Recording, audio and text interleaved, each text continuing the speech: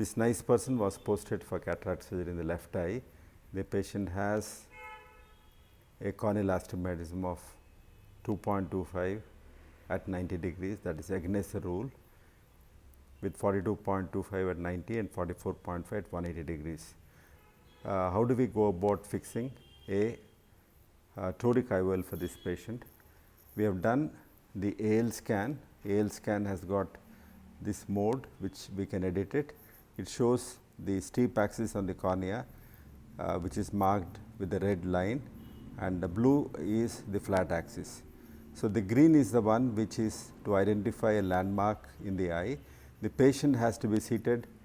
When the patient is made to sit on the chin rest, somebody has to be behind the patient to see that the patient is very comfortable, close to the machine, and keeps the head steady against the head bar, and the most importantly, the head has to be kept vertical. And I will show you how to align. As you can see here, there is a loop of vessel here. There is a loop of vessel.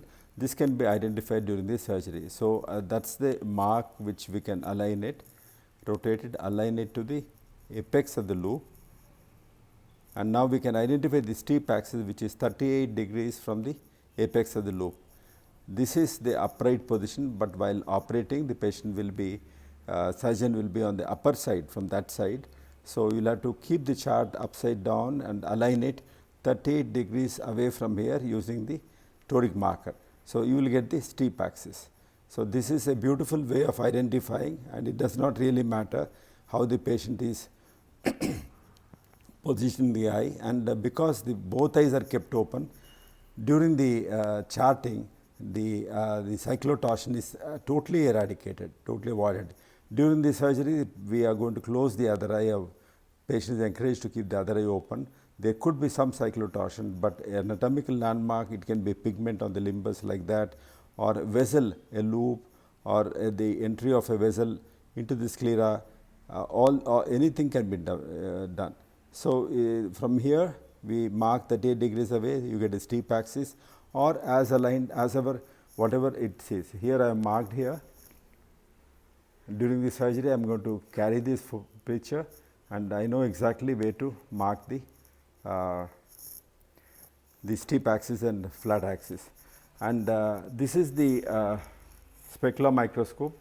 We do a specular microscope with all the patients, as you can see here. It will give a chart here, and then this is the OPD3 scanner, which is an amazing tool, and it shows the refraction in smaller people, refraction in larger people.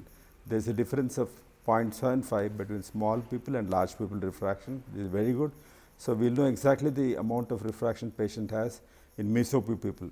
That is a K reading as recorded by the OPD3 scan.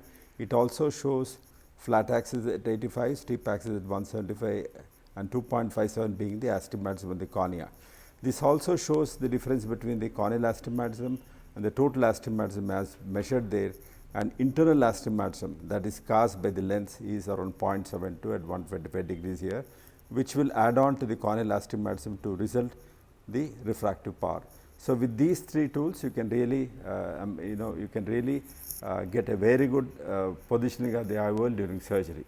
So, as I have seen, I have made a mark here, that is the lens position, that is the lens that you are going to implant, toric lens, and it has to be implanted at 180 degrees, and how much I have to rotate also is mentioned there from the loop. Thank you.